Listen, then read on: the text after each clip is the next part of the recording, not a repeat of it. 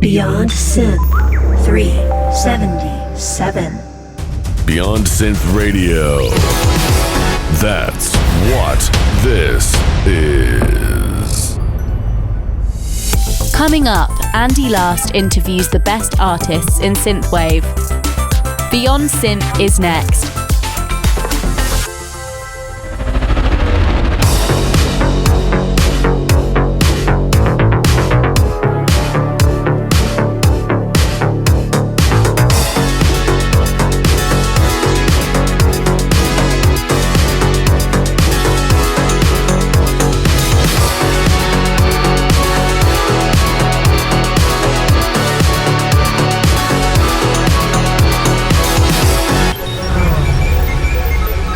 Hey there, welcome to the show. This is Beyond Synth. I'm Andy Last, I host the show, and today we are going to be chatting with all the damn vampires. And we're going to go to that in just a second. I just have to say, I know we haven't done any of the commercial breaks in a little while, and that's where I was throwing the Patreon thank yous, and I gotta hire that guy again to read all your names in a cool, deep voice. But in the meantime, I would just like to say a big thank you to all the people who support Beyond Synth on Patreon and on PayPal. That's patreon.com/BeyondSynth. And I would like to say that Electromechanic has upgraded his support.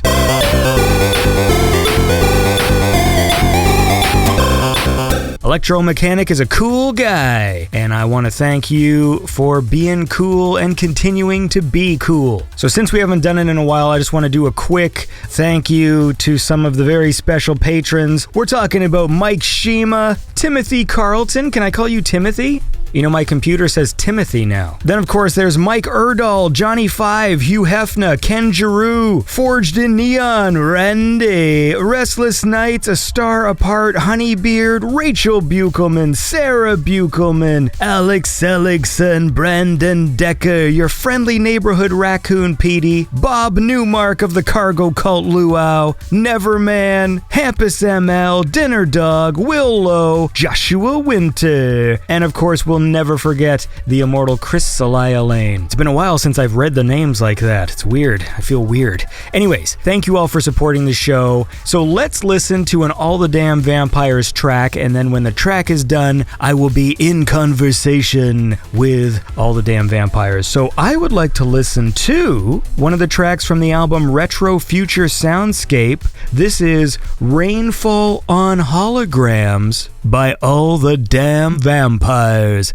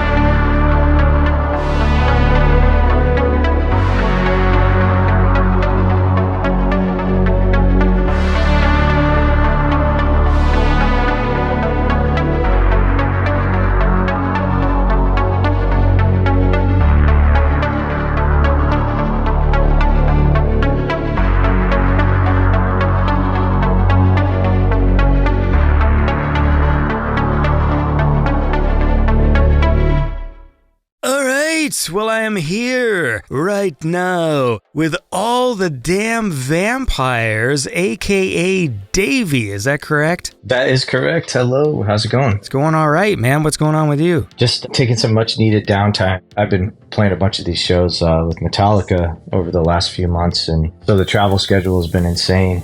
And I'm pretty jet lagged, but I'm happy to be home for a little bit. What? What do you mean Metallica? Sorry, just to be clear, and so the audience is aware of this, I never do any research. All I do is I listen to the music. So I go through someone's Bandcamp or whatever, and I listen to all their songs, and I pick the ones I want to play throughout the show. And then in this particular instance, I also saw that your name is Davey, and that was the extent of my research. So what's this Metallica business? Well, right now, my day job, quote unquote, is I do the backing vocals and keyboards for a band called Five Finger Death Punch. Five Finger Death Punch? Yeah. It's like fast and loud, right? Yeah, that's a good way to describe it. Like you're part of the live thing? Yeah, exactly. I'm part of the live band. I don't really know too much about Five Finger Death Punch other than I know people, I've got lots of friends who like it. Is that like a full band, or is that like a guy and then he assembles like a live crew for the show? Like I literally know nothing. Yeah, so they have a full band of 5. If you look at the promo images and stuff, like those are the guys. They have had rotating members throughout the years, but for the most part, yeah, it is just that core band. And then live, I'm doing the harmonies with the vocalists and playing a little bit of keys, doing some production stuff. And basically, I joined them because I used to play in a band called Korn, and I was the keyboard player live for Korn. Wait, what? Yeah, I played for them for a while. Should I do more research? Is that my problem? I don't know. I mean, I don't mind. It's fun to go over, for sure. Okay, so what was your function in Korn? This was another live show thing? Yeah, I was their live keyboard player for 5 or 6 years, give or take. And because I stopped working with them due to the pandemic, the Five Finger guys approached me and asked if I could do what I did for them in Five Finger. And then that actually ended up becoming more vocal intensive. So I have a singing background as well. Yeah, so I do a lot of singing, and we just so happen to be on this pretty cool package with Metallica and Ice Nine Kills right now. So we've just been doing shows all over the place. Wait, so this is fucking wild, man. Yeah, that's my crazy. That's my day job when I'm not doing all the damn vampires.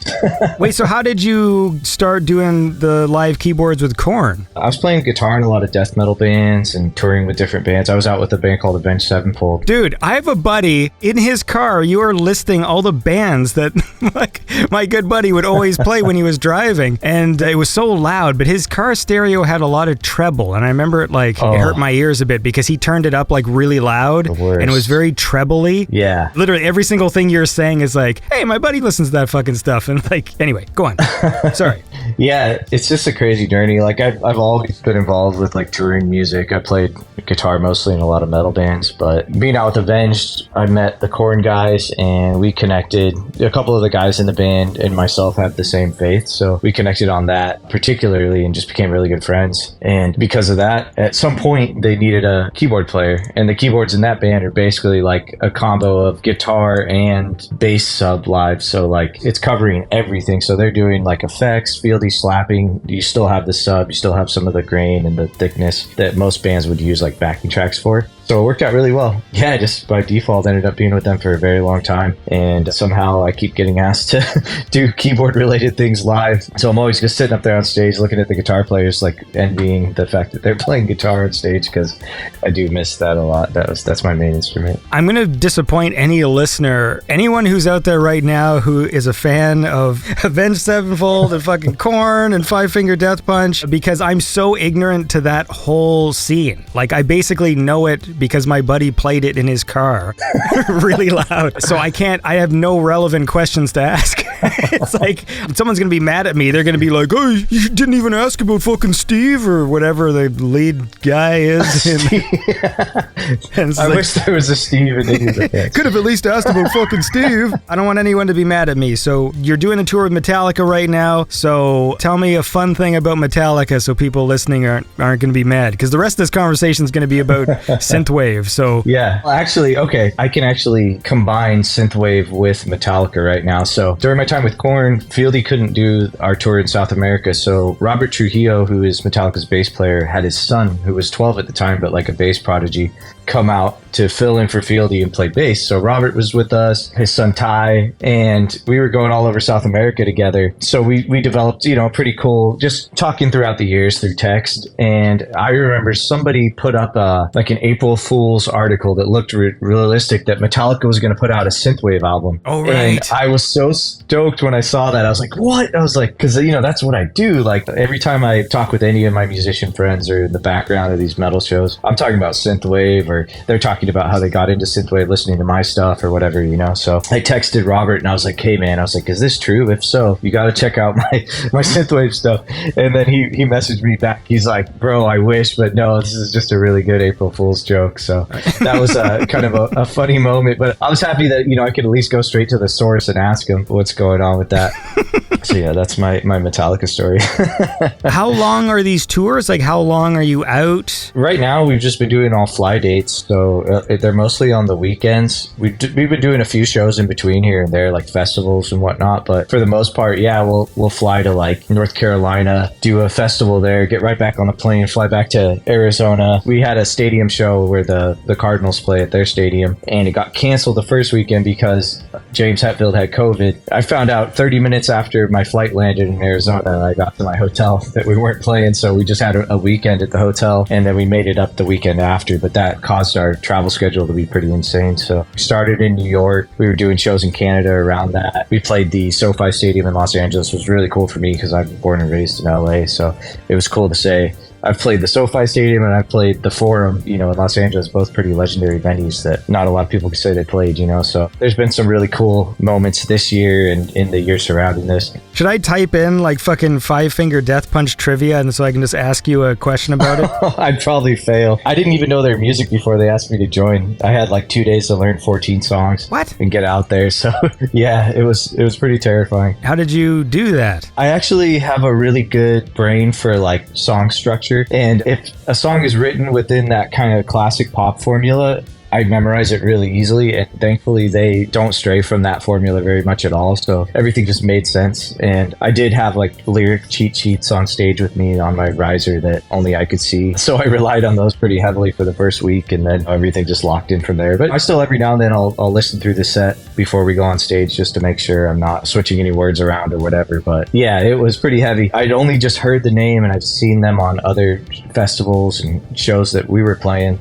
So it was actually cool to meet them and actually get to know them, and they're all pretty decent dudes. So how many people are on stage then for the 5 Finger Death Punch show? There is a total of, let's see, we got the 5, 6, there's about 7. Our playback engineer is also on stage, and he does some of the screams with our singer at times to like take over that. So yeah. There's a lot going on. Oh, man.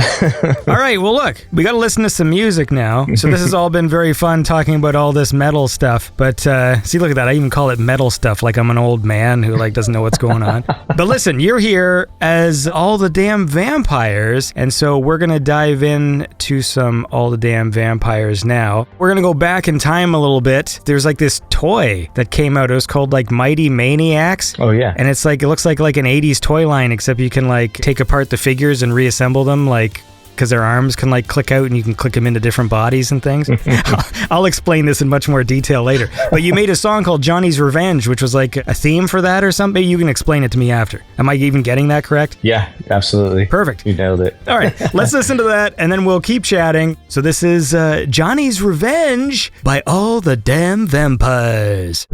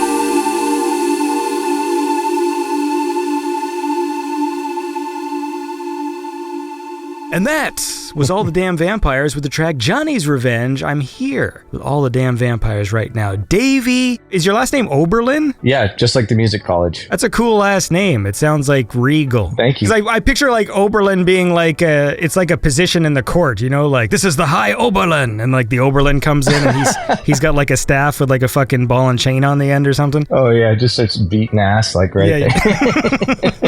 Anyway, so what the hell was this? There's like some toy commercial, and that's what this music was used for, is that correct? Yeah, so I actually have a really long-time friend, and he goes by the artist name Rocom.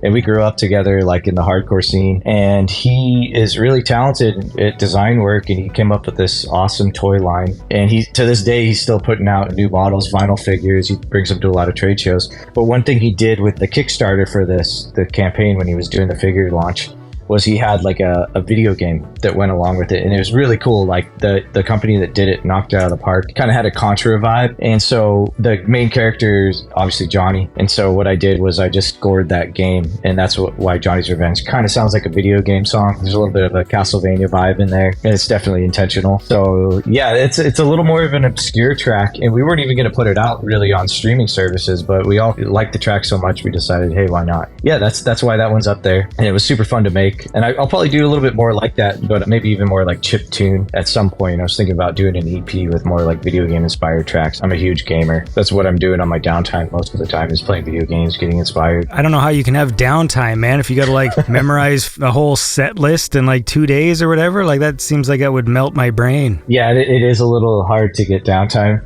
I think people think I'm over-exaggerating, but yeah, it's a pretty insane schedule, so I just try to do as much as I can. I keep my hands in a lot of different things, and I definitely could spend an additional hour talking about all the various projects I have, but I won't take this off of All the Damn Vampires too far. Hey man, it's all good. As I said, I don't have any questions, so this can go anywhere. What are you playing right now? Are you playing anything good? Yeah, I'm kind of overloaded myself with like all these new releases. So I got Baldur's Gate 3. I was playing Remnant 2. I just got Starfield because I also have an Xbox along with the PlayStation. And then I also just got a new Nintendo Switch with the new Zelda game that came out. So I have all these games, and yeah, I get to play them for little spurts of like 30 minutes here and there, but I get a lot of inspiration from them. I always walk away wanting to like write music or do more art. So, you know, it's useful, and it's a tax write-off for me because it's like research and development, you know, so I'm just racking up all these games.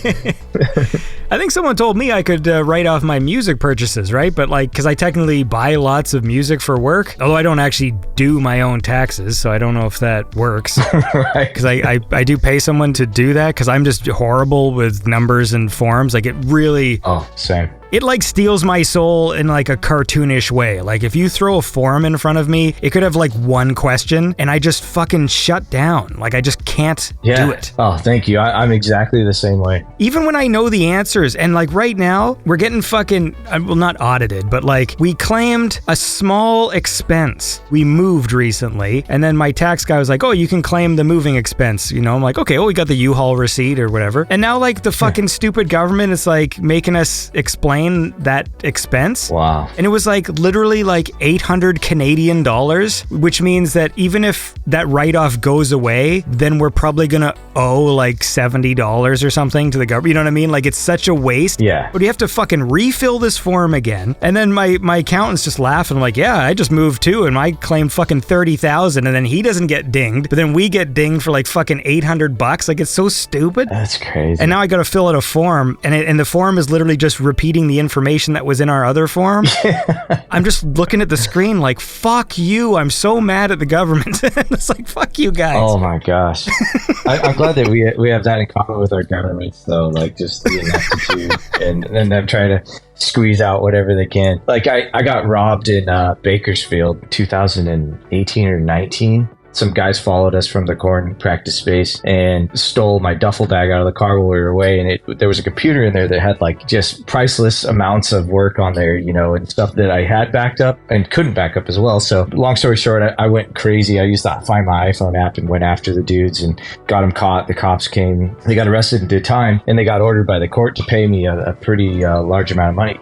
they haven't paid me a dime since. There's no way to get them to pay me it. And so I went ahead and filed some extra paperwork that's like this victims compensation thing where they go through and they help you get what's owed to you. So I get a phone call from their offices and they're talking to me. And I quickly realized after a little bit that this guy's asking me why I robbed somebody and if I was a registered sex offender. And I was like, wait, what? I was like, I filled out this paperwork because I'm the victim. I was like, what is happening? What sort of paperwork? Like, how do you get it confused where it's like, oh, you sent us the fucking I am a criminal form. Yeah. Like, why would that even exist? Like, exactly. So that's what we're dealing with over here.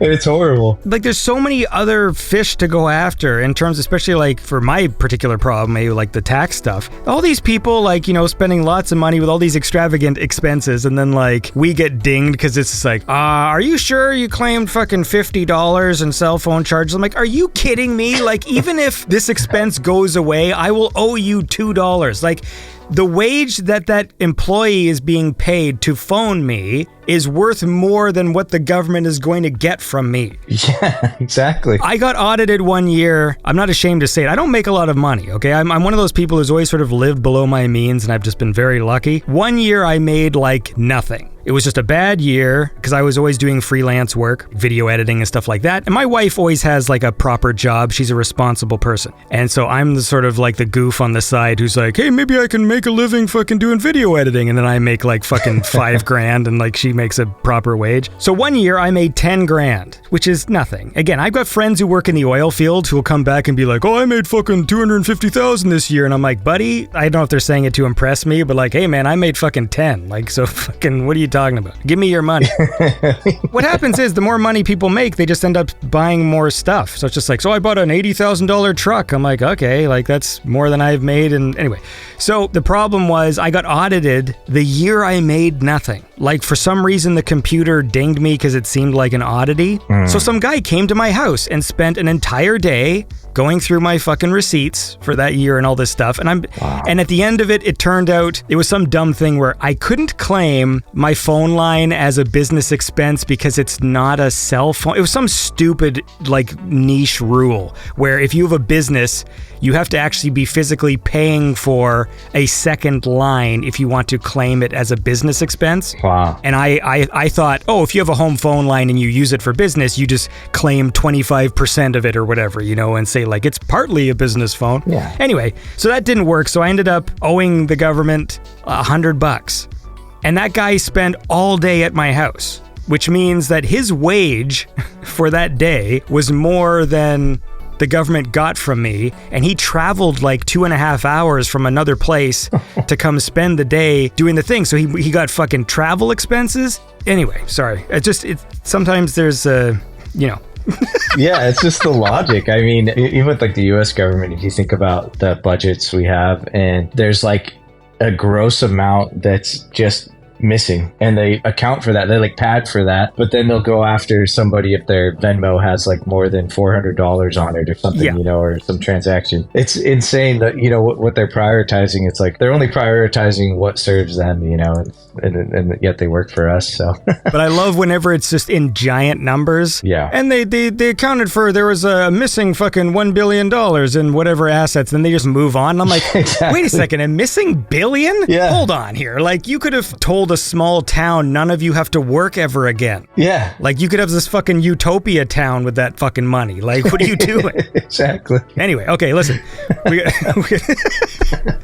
got to get back on track. Let's listen to another song, and then we'll recenter. But again, the audience is going to be so mad at me because it's my fault when we go on these tangents. They already get mad at me already all the time, and now it's just like, you got a guy who fucking plays with corn and you're talking about your taxes?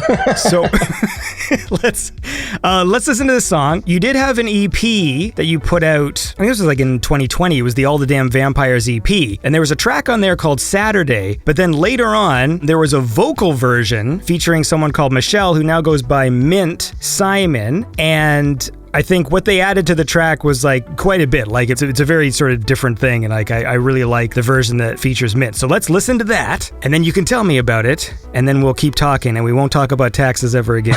Awesome. All right, cool. So this is Saturday by All the Damn Vampires featuring Mint Simon.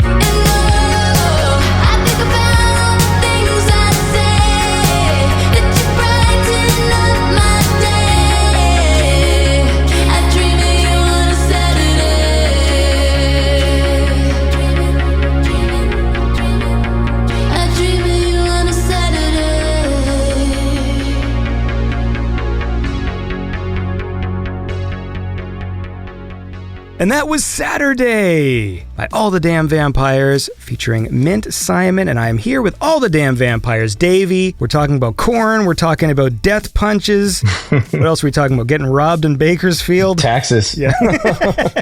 So what's the story of this one then? Because you had that first EP and it was instrumental tracks. Then there was the version that Mint sung on. So how did you meet them and how did that work? Yeah, so Saturday kind of was like the culmination of everything I was trying to put into this project, the overall feeling of it. So I was sitting down and I think I'd just gotten some new software and I heard some sounds I liked. And shortly after that came the track, then the name and what I was thinking about. So Saturday just seemed to fit because I loved Saturdays as a kid because I could watch my cartoons and, if I was lucky, I might get to go to Toys R Us and pick out some toys or something. And then the weekend would be over and I'd have to go back to school and back to reality. So there was always kind of that sadness that came with it. So there's a little bit of that tinge of sadness in there. I heard a song called Restless Nights by Earthshifter, and I absolutely loved the vocals on it, which was Mint. And so I reached out to that artist and I was like, hey, how do I get a hold of Mint? I want to ask Mint to sing on one of my songs. Reached out to Mint and essentially hired them to write the top line for this track. And I just kind of gave the gist of what it was about, a little bit of the topic and the overall feeling. And then when I finally got the music back, I was so blown away and so happy with it because there was that kind of sense of innocence. And then there was that sadness too tucked in there, but it was also very simple and accessible. So I was like, okay, this is the track. Like I have something that I'm really proud of and that kind of defines All the Damn Vampires. Yeah, I just kind of kept rolling with it. And it's become such an iconic track for, what I've been doing. And I've been growing as a producer. So I've actually released it 3 times. So I have like the instrumental, I have the demo version essentially, which was on that EP.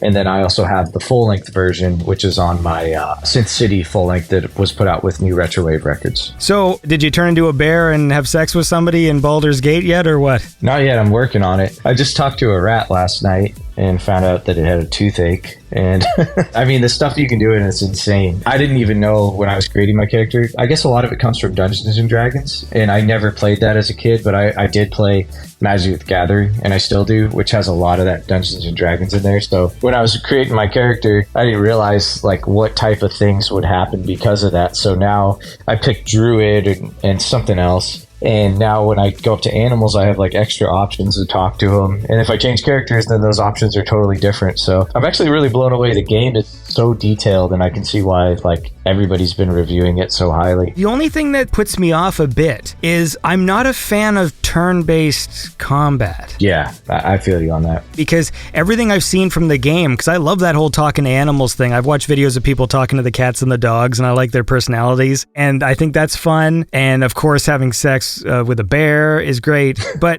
it's the turn-based stuff. I like playing like the Bethesda games, and even though people will complain about how like the combat's really stiff or whatever, but I still just prefer pressing X and swinging a sword. The one compromise would be the Super Mario RPGs. Oh yeah. It's turn-based, but then you press your button at the right time and you get like an extra power hit or whatever. Like I love that. I always played the Final Fantasy games growing up, so like I'm definitely accustomed to turn-based. The thing that throws me off with Baldur's Gate is that you can be vulnerable. Like you still have to position yourself in the fight. I played the Divinity games, and I guess the same people made this one, so I see the similarities. I sucked at Divinity, and I got really frustrated and gave up pretty quick. But with Baldur's Gate, I don't know, I'm having a little bit more fun because it seems like it's a little bit more balanced, and even though it's turn-based, like the stuff you could do is crazy. Like, so I was on with a bunch of buddies. We were all playing, the 4 of us together, same game. I turned into a spider and I spit webs all over the entryway where these dudes were like pushing us from. And because of that, when one of my buddies cast a fire spell, it lit the cobwebs on fire and it was burning all the enemies inside the cobwebs. And it was such a cool little detail that's what really sold me on. I was like, okay, I'm in. This is really cool. Like, what other game has that attention to detail? So it gives you a chance to think about these things like, oh, I'm going to shoot this rock down from the top of the cave and it will kill something it lands on, so on and so forth. There's a lot of like awesome little moments like that. So I think for turn-based combat, as far as that goes, I think they did this one better than a lot of them do. You know, video games are slightly different than movies, you know, because sometimes a movie can be reviewed highly, but you're just like, that's not my thing, or I'm not feeling the vibe of it. But like, usually when a game gets like universally praised, it's also good on a technical level. Yeah. A game can't be universally praised if it's like, it's got a great story, but the gameplay sucks or whatever. Right. And so like, when I see all that, I'm like, okay, well, there's got to be a reason why everyone's reviewing it so highly. So maybe I will like it, you know, if I get used, because it seems like the world seems so detailed, and maybe that will overpower my turn-based phobia. Honestly, if you're just a fan of like video games in general, storytelling, this game is undeniably better than most of them. If you jump in there and just experience all the different things that'll happen. My buddy Steve came in. See, we were talking about Steve earlier. Oh, there's a Steve. Yeah. Now we finally get a fucking Steve story. This is great. There is a Steve. I forgot. Yeah, Steve is awesome. He's really dry and just very like calm. You have to make a new character every time you join someone's game. So he made this character, and he comes into my game, and all of a sudden there's just a totally butt-naked chick just running around, and it's Steve.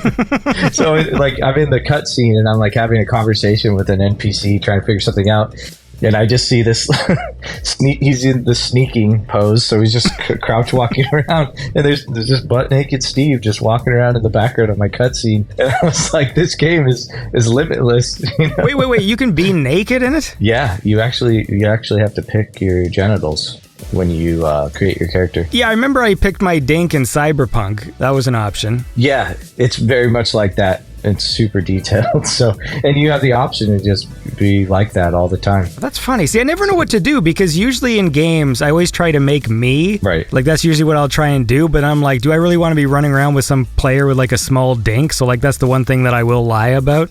Where I'm like, okay, man, I'll make my guy, but he's going to have a big old fat dink, all right? Come on, this is a fantasy game here. Like, because in Starfield, you're not allowed to, there's no making your dink. No.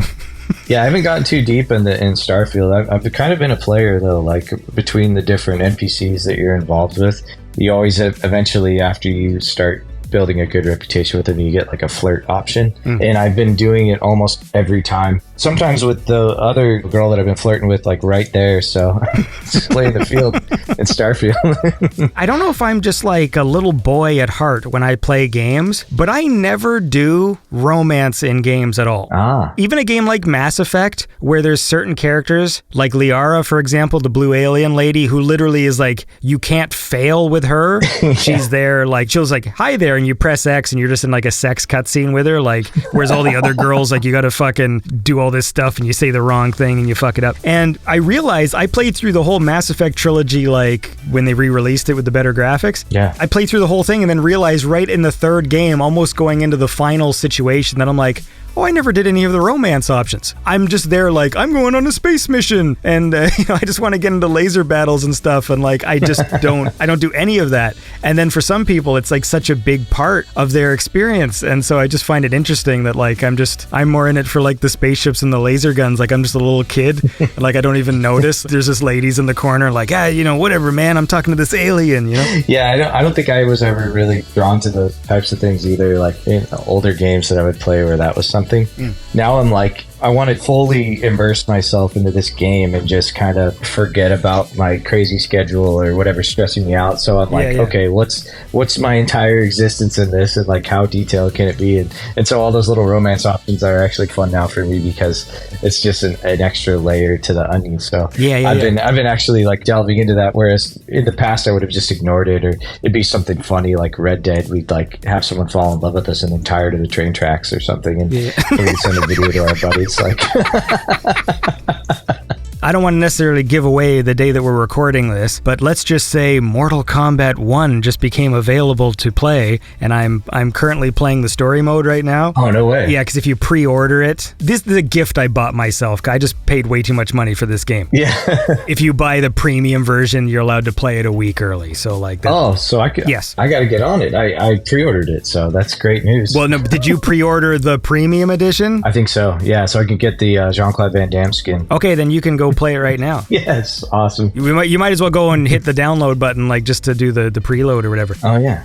So I'm a huge Mortal Kombat fan. I'm not necessarily a fighting game fan. I'm just a Mortal Kombat fan. Like, I've always just loved the story of that game, and so I always buy them right when they come out and play through the cinematic story mode. Yeah. And of course, this Mortal Kombat game, they've like changed the timeline. Right. And so everyone's got like different stories. I'm about like, say maybe like 2 hours into it. Is it awesome? It's good so far. Okay, great. I can't wait. My issue is, like, I'm a big fan of the ninjas, and in this one, they're sort of reintroduced as kind of like good guys, and they don't have hoods on. Oh. So they have like kind of ponytails with their mask, and so I'm just hoping to Christ that there is going to be a costume option where I can put them back in their traditional ninja suits. I'm so glad you said that. I was thinking the exact same thing because I remember when Mortal Kombat 3 came out, I was so mad that they messed up Sub-Zero, and then I think they realized it and did the classic version. If I could ask Ed Boon any question, I have to ask it in the most respectful way, because I have to be like, listen, man, I'm a fan. Believe me, I bought all the games. You got lots of money from me. What was up with the character designs in Mortal Kombat 3? Because something happened. Something must have happened behind the scene, because I still like Mortal Kombat 3, but the characters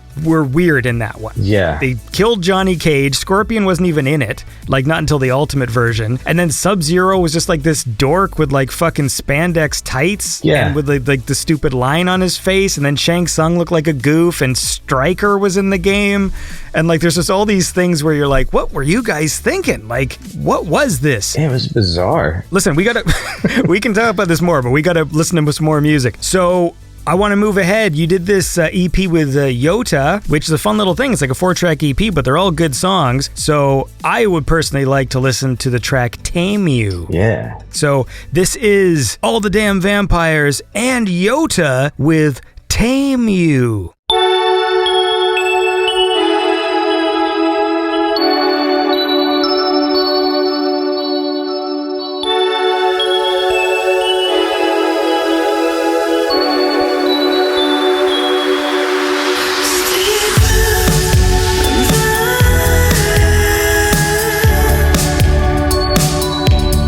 We are mountains above the sky.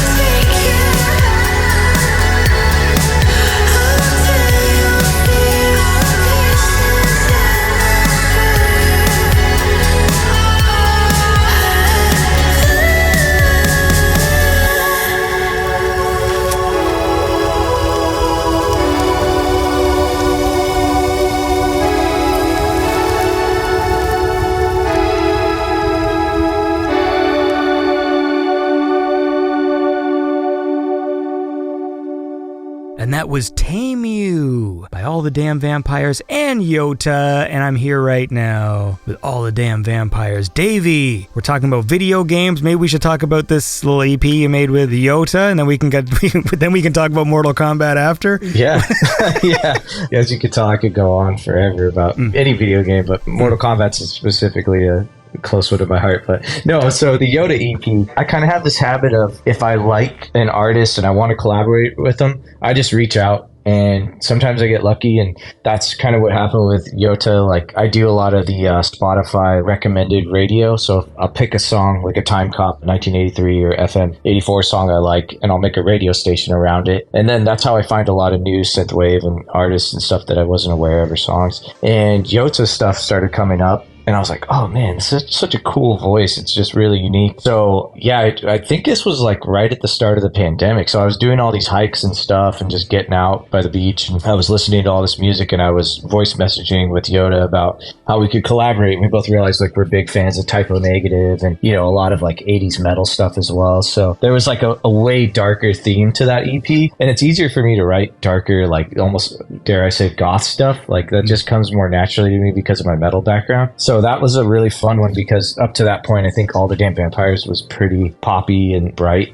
So we had a blast writing that, and we've talked about doing more. We had a really cool placement with one of our tracks, Don't Stop the Rain, in the new Terrifier 2 film. So I got to go to the theaters and watch the scene where they cut that track in, and there was actually a shooting at that theater later that night too, which was another experience. But yeah, so Yota, we have an awesome time collaborating together, especially because we can kind of reach into that darker thing. And she's also in France, so our time zones are totally different, but somehow we made it work. Here's a question. How come Yota can't just privately send text messages? She always sends voice messages, like on Instagram, like whenever I talk to her. And I'm like, why don't you just fucking write words like everybody else, man? All this fucking voice message shit.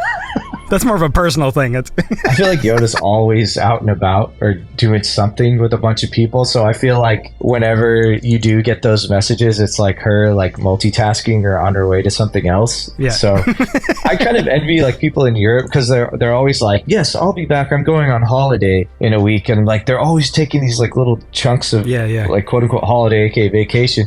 I'm like, I've never been able to do that my whole life. Like I've been all over the world playing in front of millions of people, but I'm out there because I'm working, and if I get a couple days off to enjoy it, you know, that's awesome. But I've never really just taken a holiday or vacation. But I feel like in Europe, it's like part of the DNA out there to just do that from time to time, like easily and frequently. So they do have there's a lot of vacation time, and then it's also just a very sort of cosmopolitan lifestyle. You know, it's always just like, oh, we're going out for drinks and we're having wine and cheese in a fucking cafe or whatever. And I'm always just like, what am I doing? I'm sitting in a chair playing fucking Skyrim. Like, I mean, like, I don't know. Like, that's what I'm doing. Yeah. Trying to have sex with a bear.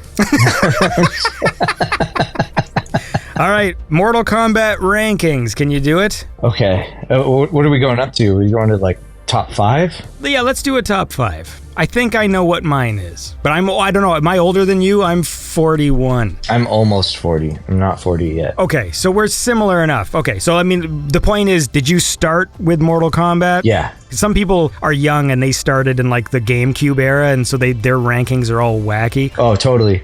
Yeah, no, I actually would walk down to 7-Eleven with my cousin so we could play Mortal Kombat. So I'm definitely of the era. Like, It blew my mind the first time I ever saw it. So I would have to say, okay, if 5 is like the lowest, I would probably say Mortal Kombat 3 would be at 5, because I do like 3. I like the combo system. I love the music. A lot of the levels and the stage fatalities were cool. They brought the Cyber Ninjas in. So that's up there at 5. I'd say 4 was probably Mortal Kombat 11. I thought it was fantastic, but it just felt a little cartoony at times. They started getting a little wild.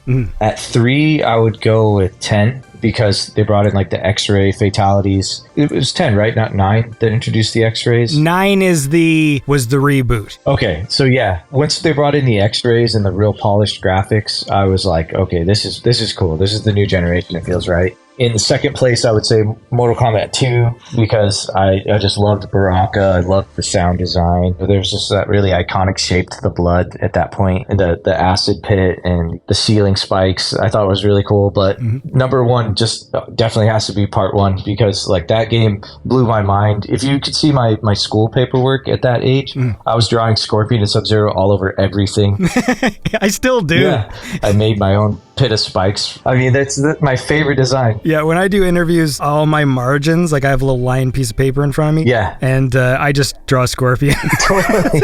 It's the best. I love it. Like, I would draw Scorpion on everything. I made a pit of spikes, my own, like, homemade pit of spikes, and I took like all my GI Joes that had the little rubber bands in the center that snapped. So I would impale them because they were like half bodies, and I put them on the spikes and Sharpies, and I made this little like fighting arena with my own pit. And they also came out with Mortal Kombat GI Joes at the time. Do you remember those? They were like the same exact physical molds and models of the GI Joes, but just Mortal Kombat characters. I still got them somewhere. Like in my garage, I have a box with like all those old figures, and I'm sure there's some of them are valuable at this point. But yeah, I was obsessed with Mortal Kombat and the music. So the part 1 has to be number 1 on my list because of just that point in time that it just woke me up to it. The reason why I love Mortal Kombat was always like the cinematic aspect of it, where the old games, you really saw the influence of like the 80s movies. They were like Big Trouble in Little China, fucking like Enter the Dragon, the American Ninja movies. Like it was very like that Western Hollywood sort of aesthetic. So it wasn't like necessarily inspired by like the Kung Fu movies that inspired the American ones. It was very much based on like the American ones. Yeah. And so it had this sort of vibe, and the music had a particular vibe, and I always loved the fact that they were real actors digitized. And so I keep on waiting for the technology to get to the point where I just want a new Mortal Kombat where they simplify everything almost and just go for like super photorealism. Yeah. Make the game look like you're watching a fight that someone filmed on like an iPhone or something, but like make it look real. Totally. Maybe even tone down the violence, because, like, to be honest with you, I like that Mortal Kombat is gory and that you can kill someone at the end of a fight, but there was always sort of a silly campiness to the violence that even when people took it so seriously at the time, where it was a big deal how violent it was, when you go back and play MK2, it's like Monty Python style violence. Yeah. It's not offensive, and it's simple. Like, the fatalities are just fucking knock someone's head off, rip someone's arms off, and now I just feel like with every game, they keep on trying to, like, up the gore factor, and so now the fatalities are just like, in a weird way, I don't like them as much in the new games because the camera angle switches. So all of a sudden it's like you're just watching a movie. Like it doesn't look like it's happening in the fighting frame. Yeah, you said it. In Mortal Kombat 11, the things I liked more was there was these like brutalities where if you did the right move at the end of the fight. Oh, yeah. And those to me were like, this is what the fatalities should be. That's been my opinion on the fatalities for the past little while. I feel like they're too much now. Yeah, I agree with you. I think it's like when you watch all these Marvel films and the entire world is constantly blowing up at all times, it just kind of desensitizes you. You no longer see this is like grand or anything. It's just kind of like, oh, wow, there's a bunch of computer generated imagery going on. Yeah. And the old fatalities, like to this day, my favorite fatality is still just Sub-Zero's head rip. Like that was my favorite. And that did the trick. And it was like shocking, but it was like, still kind of cool. Those brutalities like you were talking about, that was so awesome. Like all I wanted was to just do a simple uppercut and knock their head off. I don't watch a whole video of them like skinning the person alive and then hooking them up on chains. Like it seems like they're trying to overdo themselves or one up themselves like every title. Yes. Yeah, that definitely, I 100% agree with you. I think that they could do it so much better now if they just scaled it back. I understand like everybody's doing their multiverse thing right now, but if they were to take the first Mortal Kombat and just throw it through the Unreal Engine, even like that would be cool enough. I would love to go back to those titles with updated systems, but the same moves and all that. That would be something really cool to see. I was actually talking about this. Andy James is the guitar player for Five Finger Death Punch, and he's a huge Mortal Kombat fan, and we were having this almost exact conversation about wanting him to go back to that kind of simplified formula where it just had that magic. To me, what always set Mortal Kombat apart from the other games was they were all cartoons. Yes. And this one was real. Like it was real actors. And so some of the fatalities they do now, I wouldn't want to see them done to photorealistic. Because even now, the graphics are really good, but they still look like computer graphic characters, right? Like they don't look real. They look very good and like high quality CGI characters, but they still look like CGI characters. Yeah. I would love it to be photoreal, simple, go back to like the original characters and exactly what you just described. It's like, and the music though, the music as well. Yes. Because I did a show with Dan Forden, and he was talking about almost like the prog rock roots that he was inspired by when making the music. And the original Mortal Kombat, they have a particular music style that he made that I really like. And they sort of went away from that. Like, I know whenever I boot up Mortal Kombat 11, like the title music is like the background Game of Thrones score music. Like it doesn't have the same feel as the classic games with like the weird Asian influence, like karate movie done with electronic instruments and fat bass lines, like the fucking bam, bam, bam, bam, you know. But then there were some pretty like fast-paced, cool ones. Like, I remember the subway theme from Mortal Kombat 3 was always one of my favorites. Oh, that was a great one. So good. Yeah, and when you get up to the city above. Yeah, well, actually, you know what? Speaking of music, we should listen to some more, and then we'll keep chatting.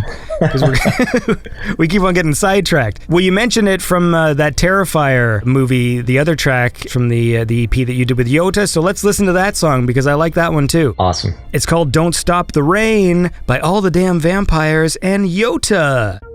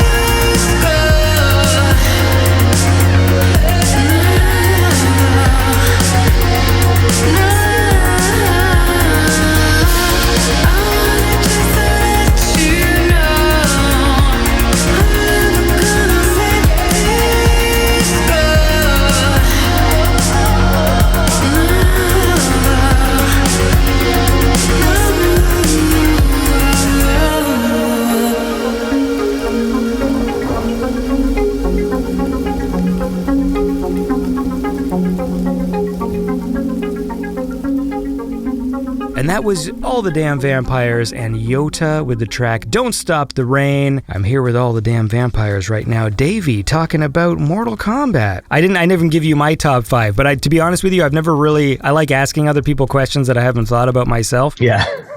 I think Mortal Kombat 2 is the top for me, and I say that because I also remember being blown away by Mortal Kombat 1, and I think Mortal Kombat 2, in the history of games, is one of those sequels that to me just was like, they just topped it in every way. And you very rarely get that. It looked better. It had more characters. They had more finishing moves. The sound, like, you know the sound of putting a quarter in Mortal Kombat 2? Oh, yeah. I just remember the arcade, just that echoey chime is like one of my favorite, just like, shing. I just remember thinking Mortal Kombat 2 was just so like, it sounded so like beefy and like the characters felt bigger, even though when you look at it now, I think they're pretty much the same size. And I remember seeing a Friendship the first time made me laugh my head off, fucking Liu Kang when he does the disco dance. Yeah. I just was just like, it was so funny to me. So I say Mortal Kombat 2 is probably my top. That's the one I've played the most. Usually it's the one I always go back to if I'm playing on an arcade emulator. Like the first game I test is always MK2. Like I still have all the moves memorized. And then I think I go MK9. Okay. Which was the reboot, Mortal Kombat 2011, because that to me is like the ultimate roster. Right?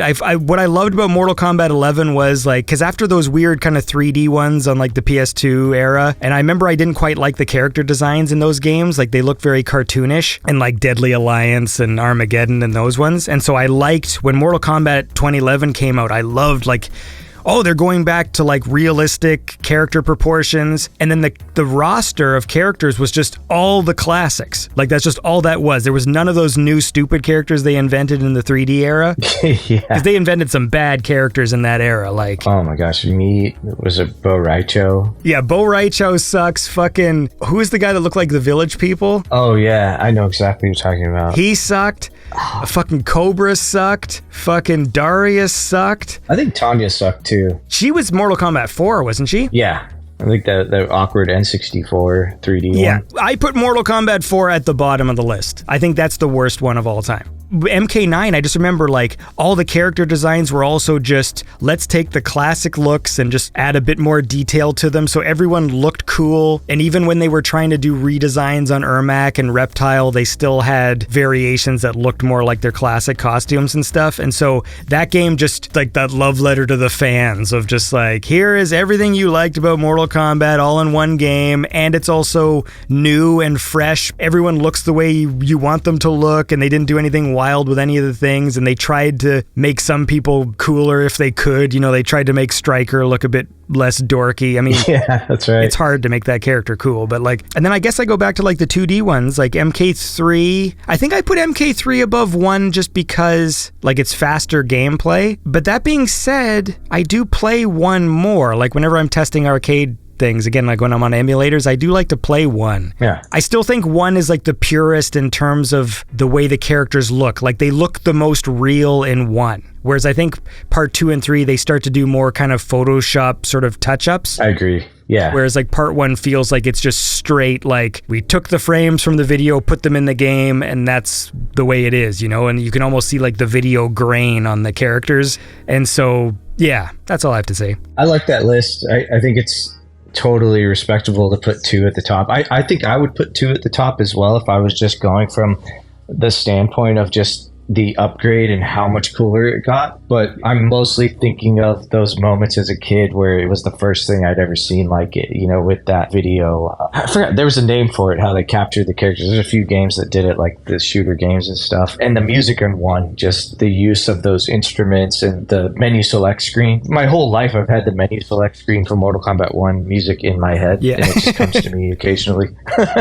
That to me, though, is also the spirit of Mortal Kombat as well. Yeah. I know a lot of people, it's the movie song, which fair, like it's that is a great song, but to me that was always like that was the song from the movie. The game had a different vibe. Yeah, that song was never officially in any of the games, was it? No, but do you remember okay, in the game Deadly Alliance, there was like a music video in the game by this new metal band called Edema. Huh.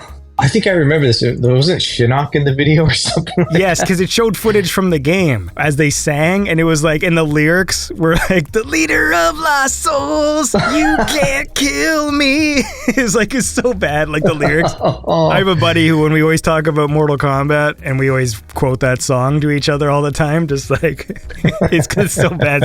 The stupid lyrics, and the fact that the video was like just them, there was the band on a green screen, and then they just inserted them into like video game, like the arenas and stuff. It's like, Yeah, like Goro's cave or whatever.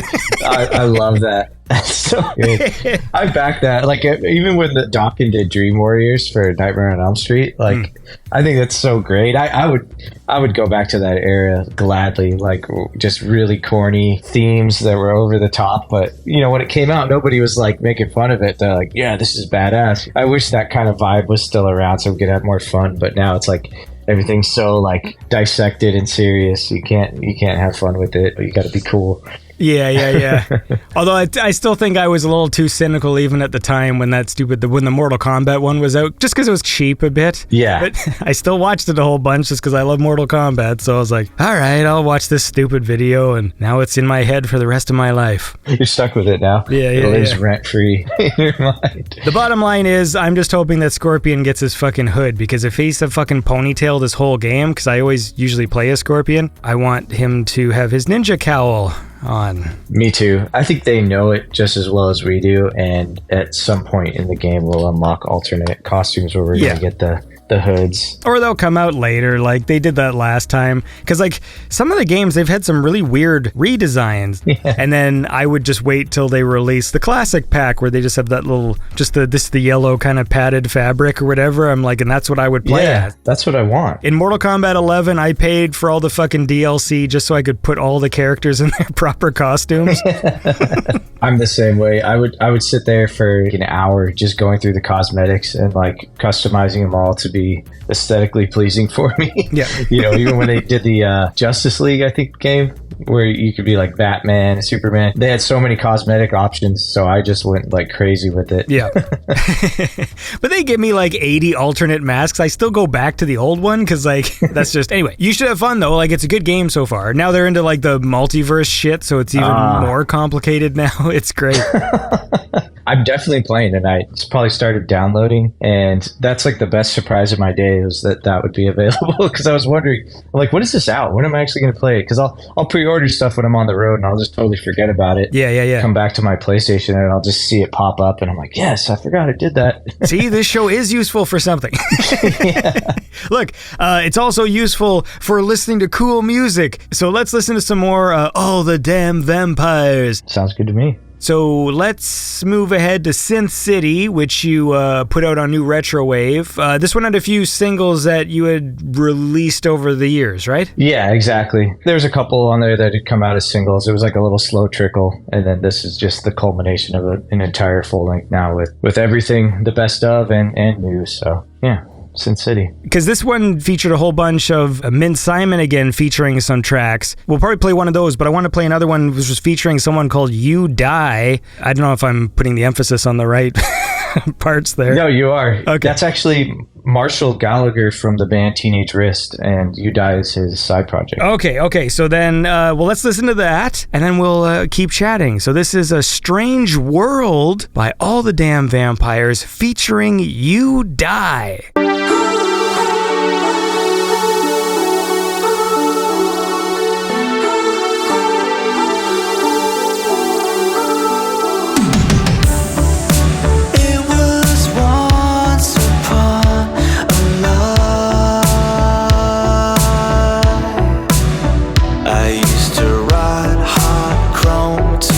Pixel horizon, looking for my one true love. We grew tired of making time, so we packed our pockets full of gratification, thinking it would keep us young.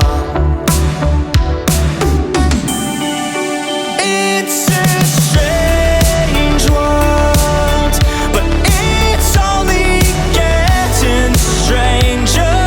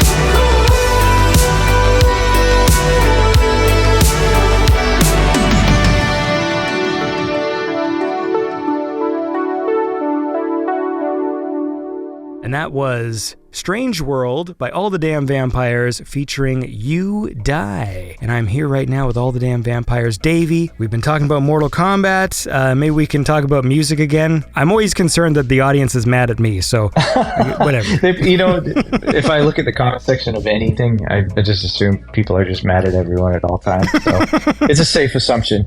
So originally, I was beginning to write the top line with Keith from the band Breaking Benjamin. So Keith and I were going through it, and we wrote the top line, and then we ran into some legal stuff with writers crediting and all that, and it just became too complicated. So I decided to move the track away, and I ended up doing it with Marshall, who plays in one of my favorite grunge alternative bands, Teenage Wrist, and he's got his own little synth project called You Die. So yeah, we put that one together, and it ended up coming out so cool. And it's a really unique track stacked up against all the other songs on the album. I think it's just got a really cool kind of Tears for Fears vibe, and I had a lot of fun with that one, so I'm super happy with it. Why is Keith so complicated? And why is Marshall so simple to write a song with? Because of Keith's attachment to Breaking Benjamin, they're a bigger entity with a bigger team. So anytime he puts his name on something, there's somebody else that he's contractually obligated to, and it ends up becoming more political than just an easy collaboration. So right, okay.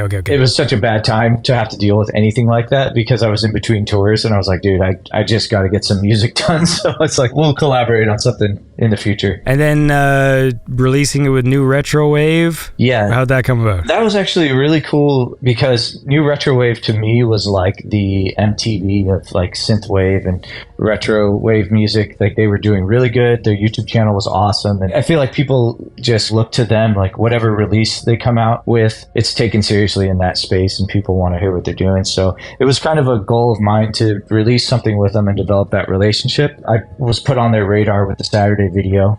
So when we finished that, New Retrowave premiered it, and we obviously put a lot into that one with the budget and whatnot. So it was pretty satisfying to get it in front of, over 1 million people. So that kind of started the relationship. And then when I had a full length ready, because the guy that runs New Retrowave, he doesn't like to put out EPs, he likes full lengths. And so I was like, I don't have any EPs coming up, but I do have a full length I'm working on, and I'd love to put it out. So yeah, he took really well to it, and we put the release together. And I do believe there are some vinyls that are going to be printed with that Sin City album. Those will be on Bandcamp and on the New Retrowave store. So I'm hoping to do more with them. I really like the platform, and I do believe they picked up some of the other cool synthwave related YouTube content that was coming out and added that to their brand as well. So yeah, I don't know. I just really enjoy New Retrowave's brand and what they're doing with YouTube especially. Yeah, I get it. So look, man, what else is going on in the life of Davey Oberlin? What are you up to this month? So I've got most of October's, so I'll be going to like Universal Horror Nights, doing a little Disneyland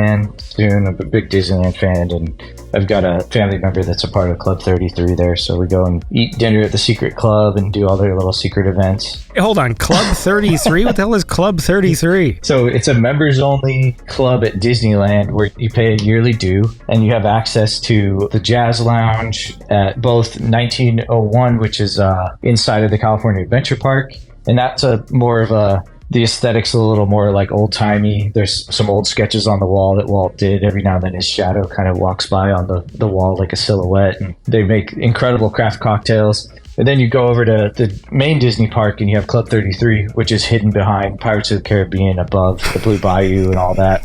And they have an amazing restaurant in there.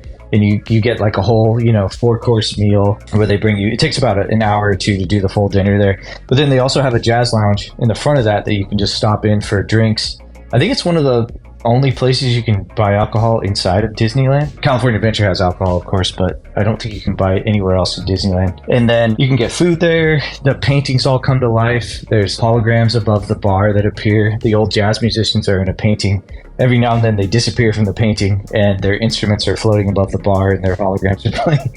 So it's just a really cool experience. Like, if you're a big Disney fan, getting to see 33 is kind of sacred, because you have to be invited or be a member to actually step foot inside of it. And they do their own merchandise and everything. So yeah, it's fun. And then what they do for the members is they have private experiences. So the Haunted Mansion has the portrait hall where you see all the different weird portraits with, the different people that have passed. And then you have the sculptures that follow you as you walk. So they locked that off for the 33 members, had a big dinner with the Imagineers, the people that are designing the art and the lore of the Haunted Mansion.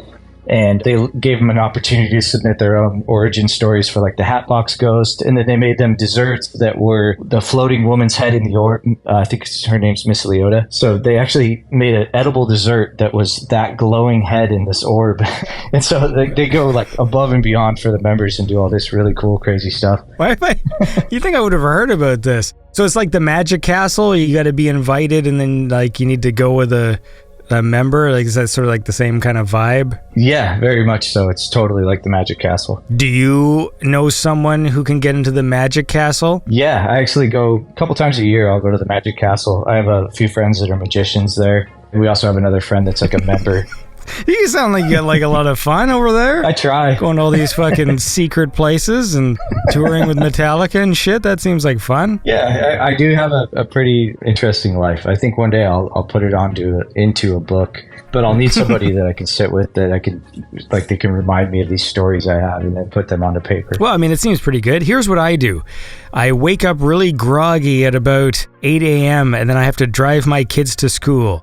And then I go back into the kitchen thinking, now I can play games. And then the kitchen, there's just dishes just like stacked out of the fucking sink. And it's like, oh, I got to do dishes for the next hour.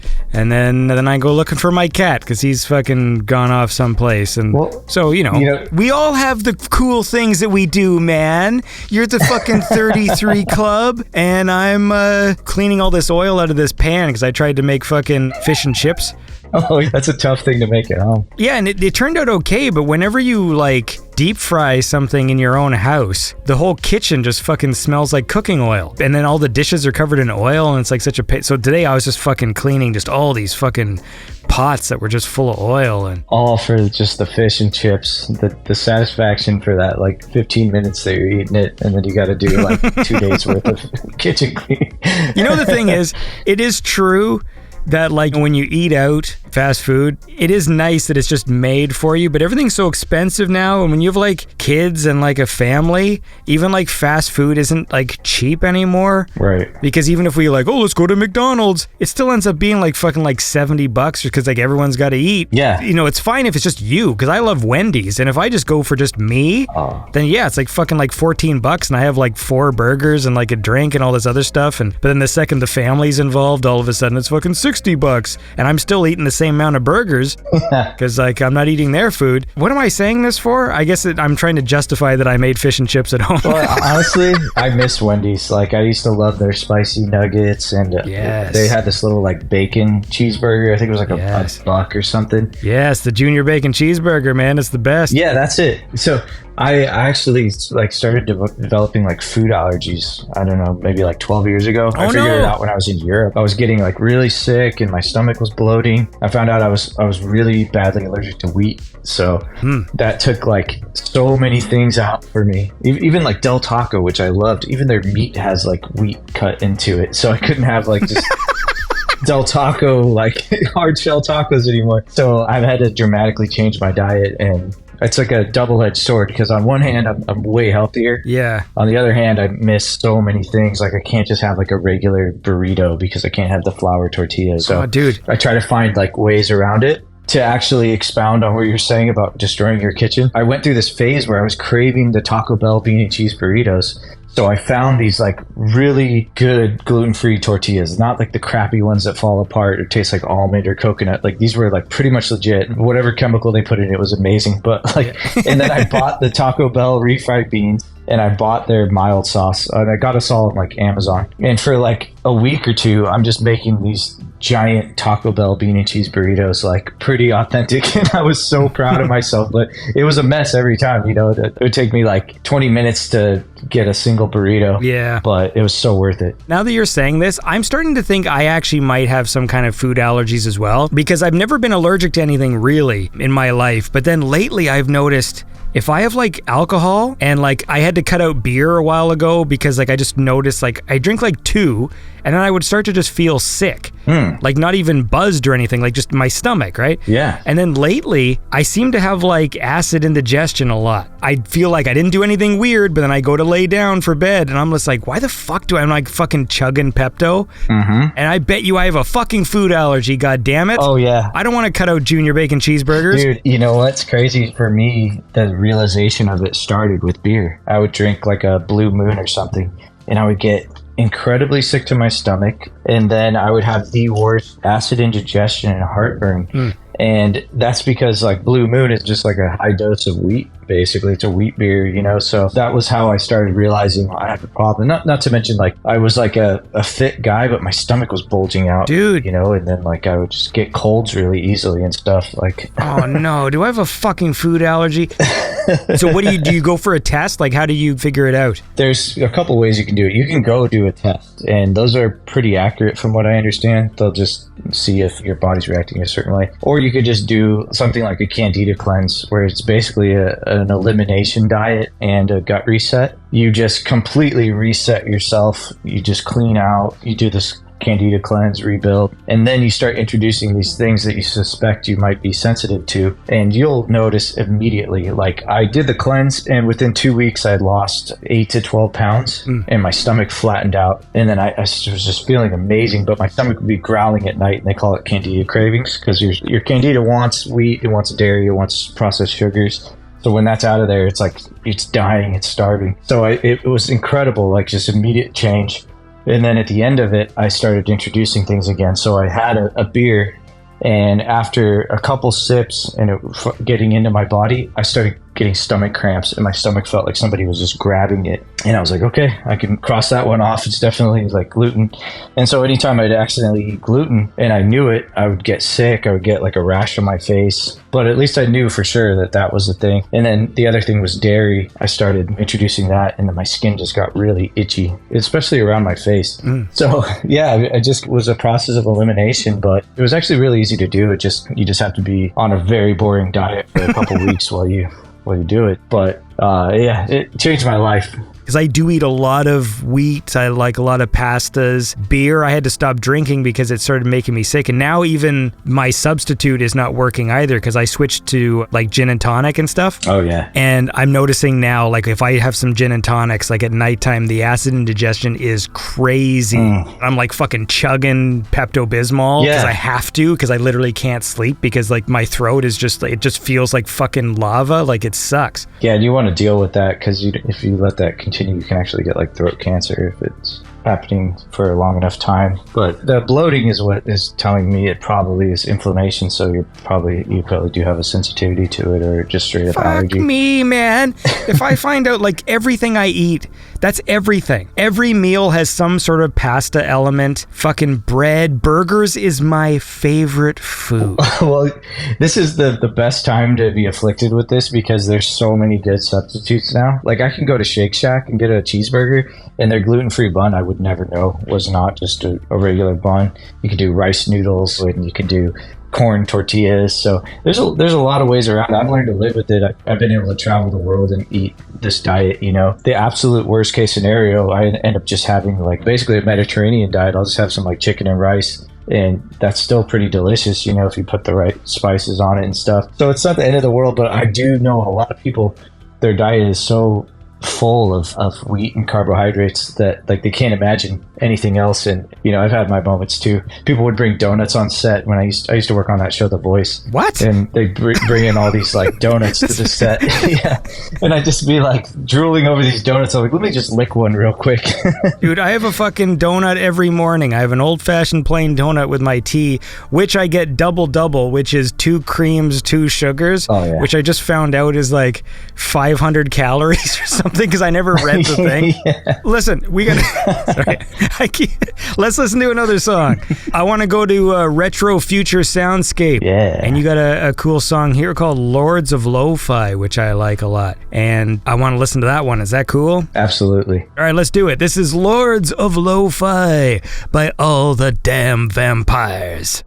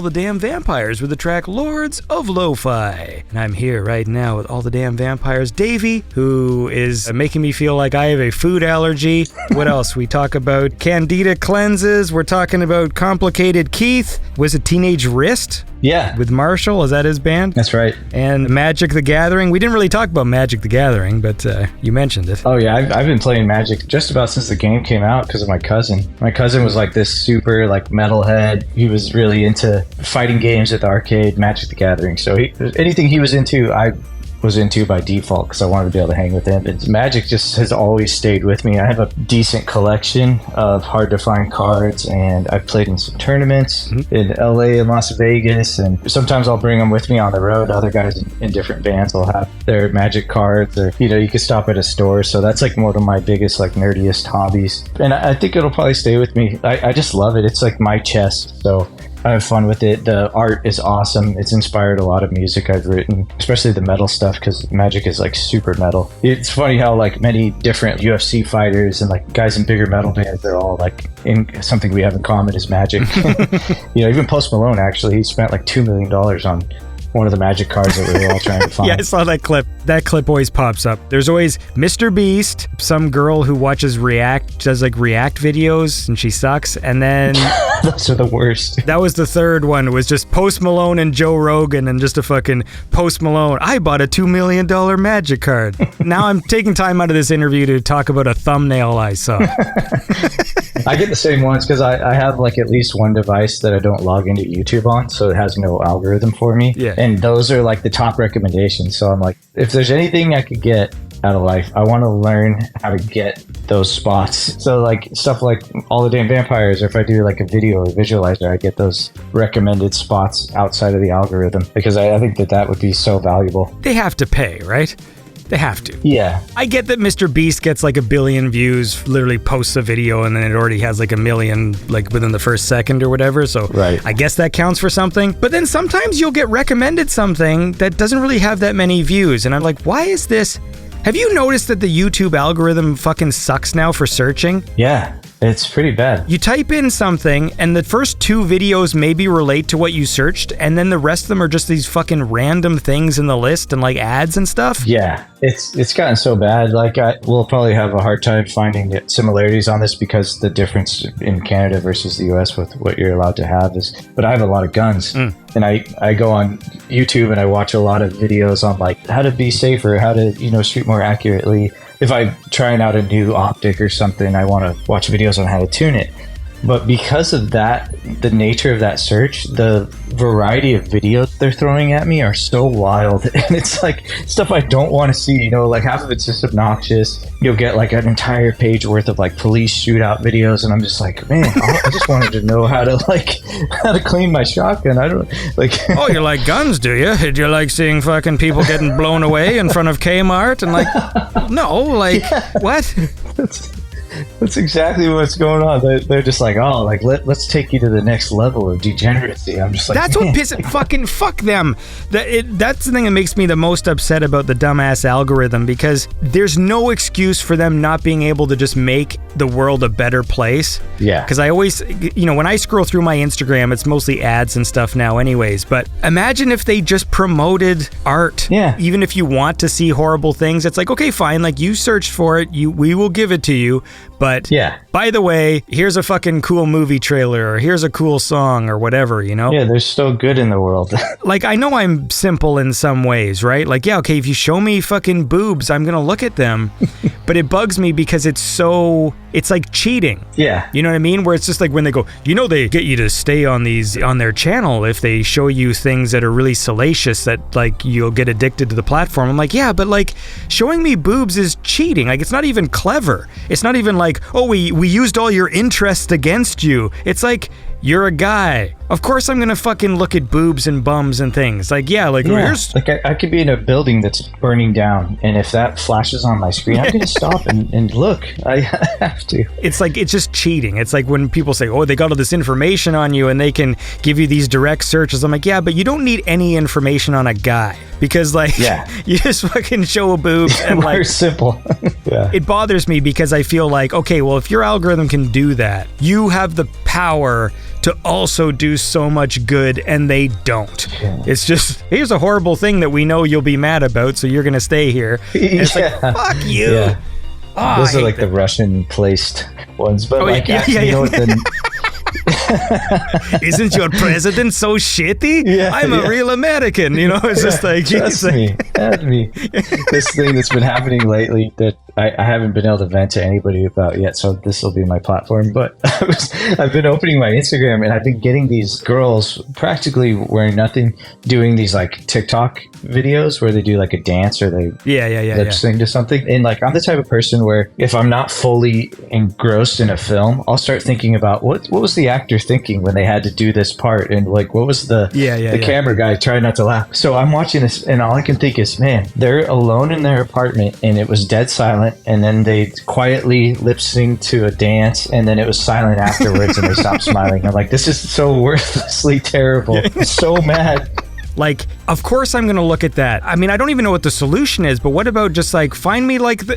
Okay, this is horrible what I'm about to say, but like, find me the hottest lady scientist. Yeah. So then at least it's like, okay, well, you know you like pretty girls. What about one who is also really smart, who can like teach you something? Yeah. Instead of just fucking jiggling, going gang or whatever in front of you. Like, have someone like actually doing something... Some substance. And this also happens to be pretty, so that it, you know, it checks that box. Okay, you're a stupid guy. We know you're going to look at the pretty girl, but hey, this video is also useful. Yeah. But it's just, it's like they show you a pretty girl, but it's fucking dumb. Yeah. It's like, why did you create this? How much of your day is spent just quietly, shamefully, like pantomiming stuff into a camera? You must have seen those fucking, the influencers in the wild. I've seen it in person. Oh.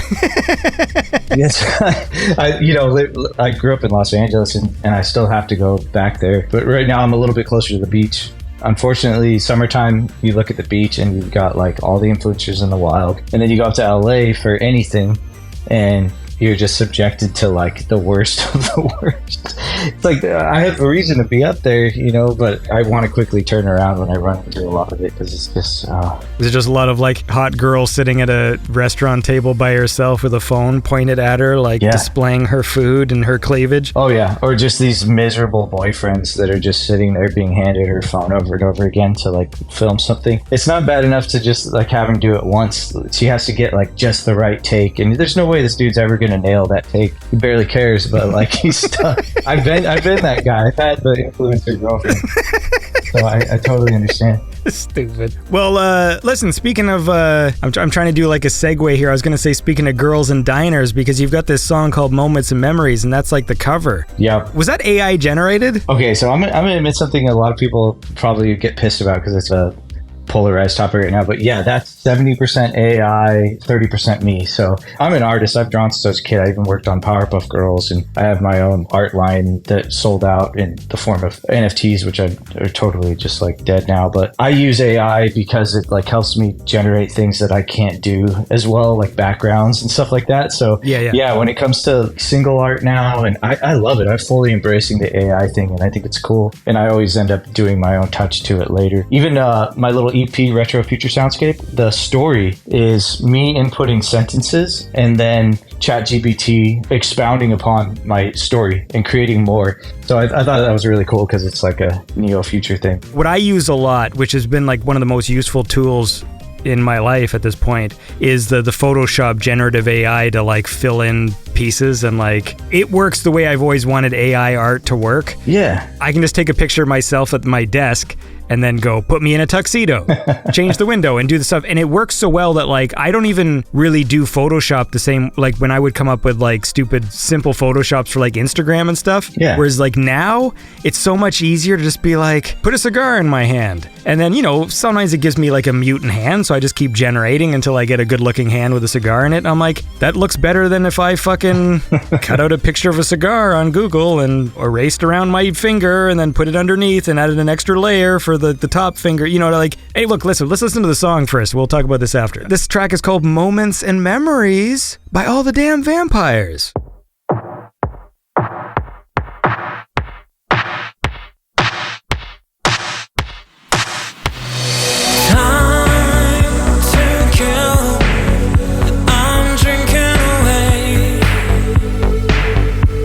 Strangers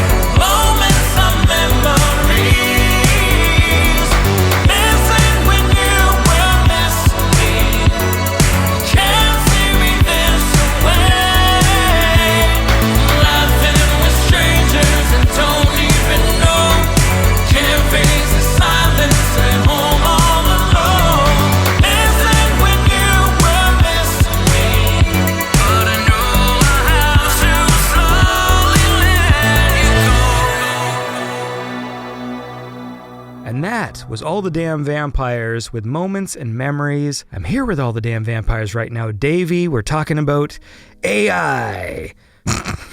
Yeah.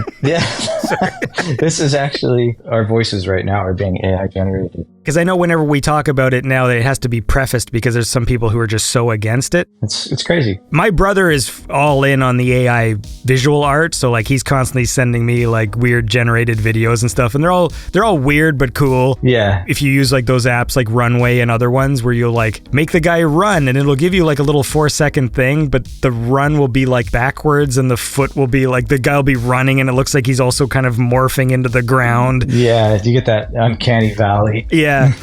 I think a lot of the stuff I see is cool. My only complaint is it doesn't necessarily excite me the same way as like real art, but I've seen a lot of really neat things like, what if this was an 80s fucking sci-fi movie? Oh, yeah. And there'll be a lot of really cool armor designs and things that the AI comes up with. And I look at it and go, that's cool. I would like someone to use that as the template for real designs, for real costumes for a movie or something. That's what I was thinking too. I think ChatGPT is fucking awesome. The way that it can like spur creativity, the amount of time I've been blocked and I just go, fucking ChatGPT, just start this for me. Start this form. I remember there's like a letter I had to write to somebody and it was more of like business oriented and I just cannot do that. And I'm just like, ChatGPT, let's just say someone emailed me about fucking advertising rates. Like, how would I respond? And then it just gives me a little letter.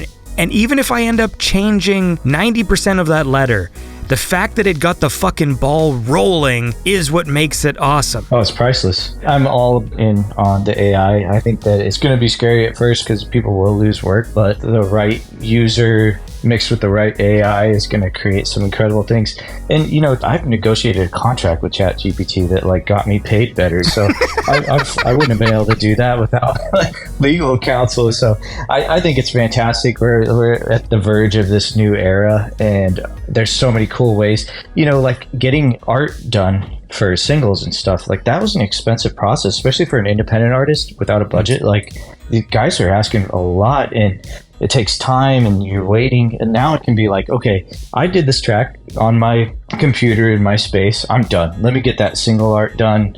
I've got the whole package done the night I finished the song. You know, it's mixed, mastered. So, you know, why wouldn't I want to do that? And there was a video for my track with Ryan Rose, who's singing on Moments of Memory there. It's called Breaking Up. And I did a completely AI generated video with these guys that are these brothers, and they do pretty amazing work. And the video was so cool. It went with the track really well, and people were so stuck on the fact that it was AI. They were just sitting there like, oh, don't support AI. It's like, just watch the video, listen to the music, shut up. Like, you know. Yeah, people are just a bit reactionary to it, like, for sure. 'Cause, Yeah. I mean, like I said, I do feel less excitement for AI art, just like, Yeah. you know, I'm more wowed by, you know, a real stunt versus like a CGI person doing a stunt. Yeah. But that doesn't mean it doesn't look cool. Yeah. I just feel like there's no point in fighting it. Like, these things, they can be really powerful tools to help artists. And like any tool, like, you still need a creative mind to get the most out of it. Like, so of course, you know, people on Instagram and TikTok like saying, you know, turn me into an anime character. Like, of course, all that shit looks the same, but those people aren't artists to begin with. And so just because people will be able to generate their own movies doesn't mean those movies are going to be good. Like, you're still going to need a compelling story and good writing, you know? Yeah, that's the difference. Totally. You still need a creative director, and I don't think AI has unlocked that part of itself yet, nor will it ever fully get to a point where it fully understands this creative direction and like target audience without just being completely formulaic and vanilla. So I think it's always going to be really important that you have the right person guiding it, like the AI whisperer, you know? And yeah, when I see people using it for these really cool things like, oh, Star Wars, if it was a Quentin Tarantino film, Yeah. that stuff's awesome. And I want to see more of that. And that's the kind of stuff I'm excited for, because at some point people will be able to make full length films with just like a simple application. And if they are the right type of creative person, we're going to see some of the coolest stuff we've ever seen. Because I think the way that Midjourney and stuff can really capture the look Like, you know, when you say, like, make it like an 80s movie, and then it really has the texture, like the way the lighting looks and stuff. I do find the people all almost look the same. Like, all the men have these like, really strong jaws and like googly eyes and high cheekbones and stuff. Like, I feel like there's still this sort of weirdness where they all also feel like every person feels like they're based on a person. Right. Just enough so that it's confusing. Yeah. Where like, I'll look at the picture and be like, that looks so close to somebody. Yeah, I can almost like, put my finger on it. You just made me think of something really interesting. I can't quote it verbatim, but somebody was putting in these certain prompts into AI, I think Midjourney specifically, and then somebody else was doing something in a different one. Yeah, DALL-E. And basically they kept getting the same woman, and she kept showing up in these AI images, but not only was it the same woman, but she was really creepy. It was like she was like this ghost in the machine, you know, or like this boogeyman. I was like, this is cool, man. Like, let's see where this goes. I would love to see a horror film, you know, with something based along those parameters. But I thought it was so interesting because you have two different platforms, and they're generating this woman over and over again with these certain prompts. Like, what is it? What is she? Yeah. it's really cool and creepy. I did notice that from all of the Midjourney ones I would see. The women, they always had kind of high cheekbones and kind of googly eyes. Like, not googly eyes, but very these sort of prominent eyes where they would kind of be sticking out a bit, and like attractive but weird. Like, there was just something. And then the dudes had these big strong jaw lines. They all looked like beefed up like Mel Gibson types. Yeah. And where they have like these kind of square heads and these strong jaws and like muscular, because I'm referring to a lot of those, like, what if this was an 80s fantasy movie, and it's like the men always looked the same. There's always this like same guy, and I think the AI just has an idea of like 80s man. Yeah. 80s man, this is a fucking square head with a strong jaw and like big thick sideburns and like this sort of 70s kind of whatever. Anyway, that's where I wish I could just talk to it outright and just be like, hey, the guy is looking the same every time I'm reloading this. Can you just go with a totally different base here, please? Like, you know, I can't wait till it gets to that point. That's why I love ChatGPT, especially since the fucking YouTube search is so shitty now. I love that when I message ChatGPT, I ask questions in my own language. Yeah. Like, I'm not trying to find keywords. Yeah. It's been so useful. If you type that shit into Google, you get nothing. Sometimes, like, you're having a problem technically, and you're on, like, nerd forums for, like, 2 hours before you even know the right word to describe the thing you're trying to solve or the problem you have, and like ChatGPT just cuts that time out like that. Oh, it's insane. Yeah. You know what? There's a program, I think it's a Chrome extension. It's called AIRM, but it basically has thousands of pre-taught ChatGPT models. So if you want to use your language with Midjourney, you just go to the correct ChatGPT square. It would say like for Midjourney or for art creation. You click on that, and then you just type like what you're thinking, and then it just better defines those parameters for Midjourney. And it's a really cool plugin. If I can remember the exact correct name, I'll send it to you. But it's really fantastic for ChatGPT. I tell you what I'm waiting for, the thing that's going to excite me the most is video games. Yes. Because I am so particular, and I've been waiting for a proper sequel to GoldenEye for like 30 years. Oh. And I always wanted to make it, but every time I try, like in the past few years, I get excited and be like, you know what?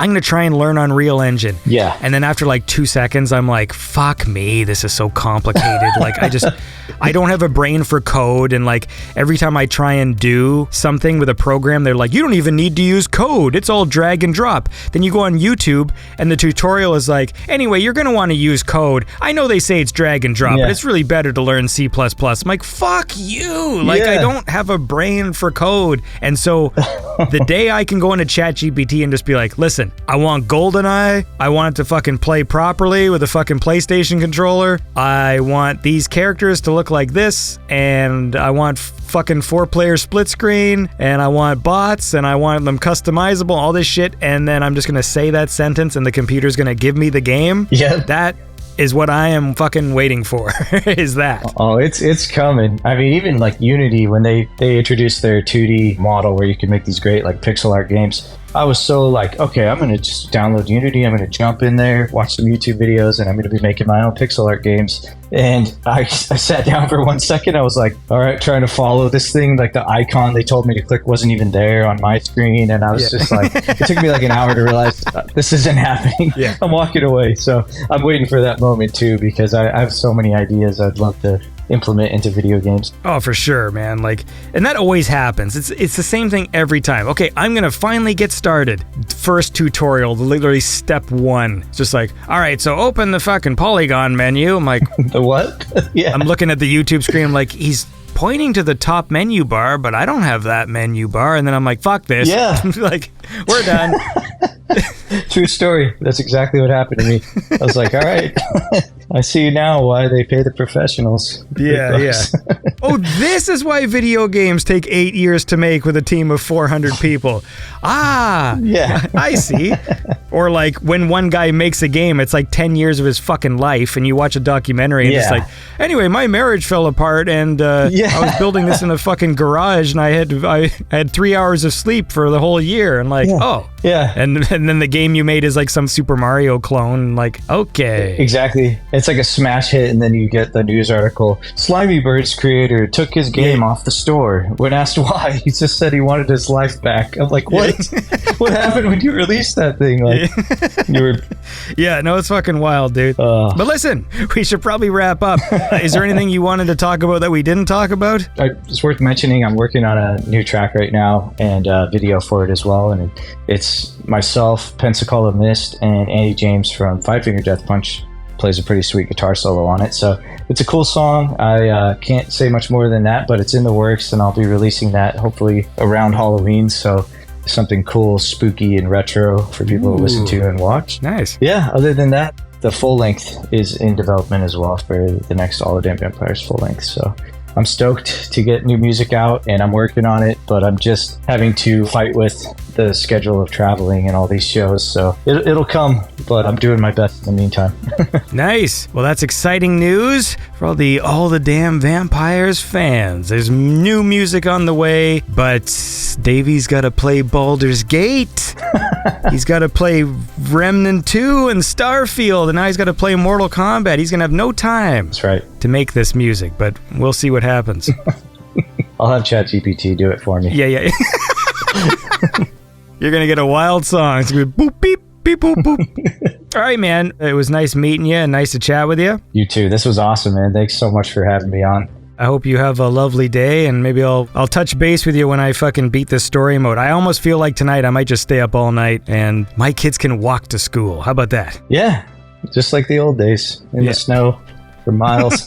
All right, brother. Well, have a great night, and I'll be on MK later myself, so we'll have to talk about that. All right, well, take care, dude. You too. Thanks again for having me. And that was my conversation with All the Damn Vampires. Hope you enjoyed the show. I had a lot of fun chatting with him, and we've been just chatting back and forth about Mortal Kombat. So since we recorded that conversation, I did get a better costume for Scorpion, but it's still not great. It's like this weird, like, alien samurai armor. It's strange. And there was another costume where his head is on fire, but still not the classic ninja suit that I want. But you know it's coming, and they're probably going to charge me $20, and I'm going to be like, fuck you, is what I'm going to say to them. If you enjoy the program, consider supporting it on Patreon or PayPal. It helps us out. It helps me out, damn it. And that's all I got to say. So tune in next time to Beyond Synth, the best synthwave chat show there is. Beyond Synth Radio is produced by Andy Last. Check the show notes for more information on the musicians featured on the show. Beyond Synth is made possible by listeners like you. Consider supporting Beyond Synth at patreon.com/BeyondSynth. Thanks for listening.